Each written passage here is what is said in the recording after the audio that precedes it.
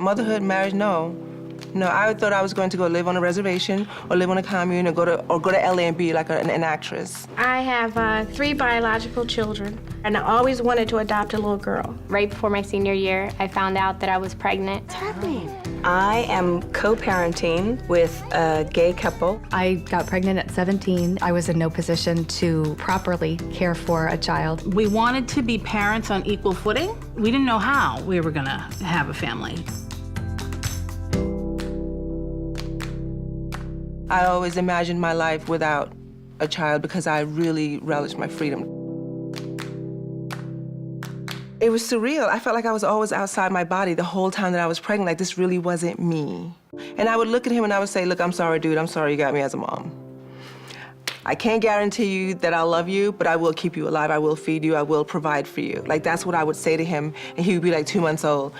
And he's just kind of looking at me like, he never cried, he never did anything. He just sat there, he was like, Mom, we're gonna be so cool. That's how he looked at me, like, what are you stressing for? That moment, it was like a kick in the head, and I fell head over heels, and I couldn't stop crying, and I just picked him up, and it was just like love at first sight after 3 months. It's a journey, and there is no textbook that will ever be able to tell you what a journey into motherhood would be like. It will never hit the nail on the head because it is all individual. There you go. Besitos. Do you think we look like we're at Menage a Trois in this Because we're not. Yeah. My mother got sick with Alzheimer's in my early 30s. Basically, the day she died, all of a sudden I realized that I really had to have children. And I was like, I'm 42 years old. I gotta be someone really fast. And of course, you know, I didn't. Yeah. From the beginning, we thought of ourselves all as parents. We live next door to each other. The kids go back and forth every other night. See you later. We have to have really complicated discussions as a threesome about our parenting and the choices that we're making, but even that's sort of interesting to have the multiple perspectives. You know, so sometimes we're like, oh, do we really have to talk about pacifiers for another half hour? But it's worth it. It's sort of changing what's possible. When people found out what I was doing, everybody said, no, don't do it. You don't know what you're getting. You don't know what type of child this is gonna be. You don't need the aggravation or the headache. My husband said, don't listen to anybody. If you wanna do this and I support you, you do it. She went through 10 foster homes, 10. And then I saw the things that occurred. I read the things that occurred. And the things that she would do to herself, and she wasn't happy, and they explain everything. I knew I had to have her. I just wanted to stay there forever. I knew at that moment when I first walked in the door. And then when we adopted her, she wanted to get a little sister. They have just made me feel complete. When they first started school, they just did not do well. And now to see her on the honor roll every semester, getting letters of recommendation, and it makes me so proud. Are you smiling? Got a good one. Oh, good. Our family doesn't look like the average family walking down the street. Number one, we have 2 moms. Number 2, you know, our skin colors don't match. We realized that there were so many kids in the United States who needed families, and we didn't care race, you know, anything. We just wanted children. George Jacks, the man of the house, all these women, right? We've talked openly about adoption since they were born. We documented their story so that we can go back and show them the moment you were born at the hospital. Here's your birth mother. This is what she wrote to you. This is what we've documented that, and we have gone over that so many times that. Yeah, they don't ask a lot. Sometimes my son will say, you know, I grew in another woman's tummy, and I say, yes, you did. And then, you know, God helped her find us, and that's how we all became a family. Of course they can. Anyone who's gone through adoption, I think, would say it's a really beautiful experience. My sweet girl. I got pregnant at 17, very unexpectedly. The counselor that I had, she had me write what she called sort of a wish list. If I could pick the perfect couple for my child, what would I want?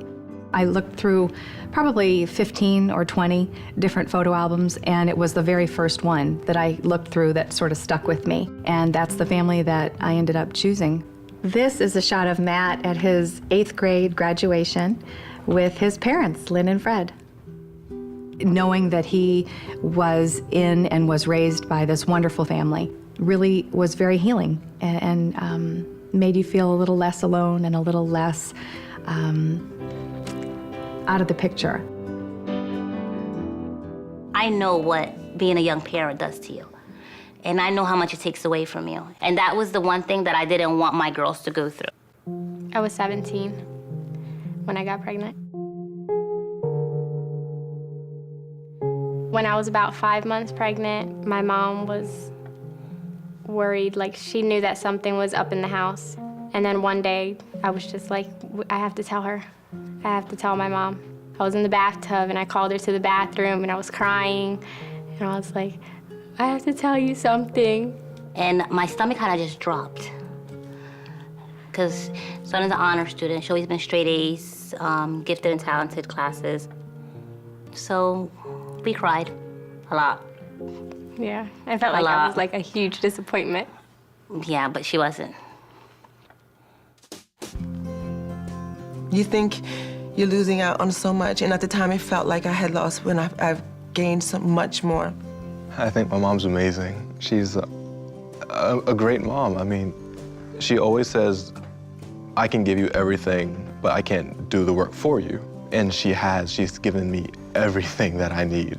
I love my mom with all my heart. I feel like I've kind of fell in my mom's footsteps. I do remember my mom going back to college and have her book bag, and we would go to school and she'd go to school. So seeing you go back to school helped me to be able to go back to school too. I like to think of us as success stories of young moms. This wasn't my dream of my life, right? This isn't what I thought was gonna happen to me, but in so many ways, it really fits my life. I feel extraordinarily lucky to be where I am in history. We come here as individuals, we have our dreams and our hopes and our things that we want to accomplish, and when you have a child, you have to be taken off that path. But then I realized something. I wasn't stepping off my journey, it was just adding to my journey. You know, I still have those moments where I don't want to be overly intrusive or whatever, but, you know, I'll send a little message, a little text message or an email or something, and he'll write right back, and there's never feelings of awkwardness or anything, and I attribute that to the way he was raised. He's just really one of the best people I know. Of course I can. You don't understand how much your parents love you until you've had a child. I just didn't believe it was possible to actually love anything as much as you do your children. That bond is just, it's unbreakable. Even if you don't give birth to them, it's unbreakable.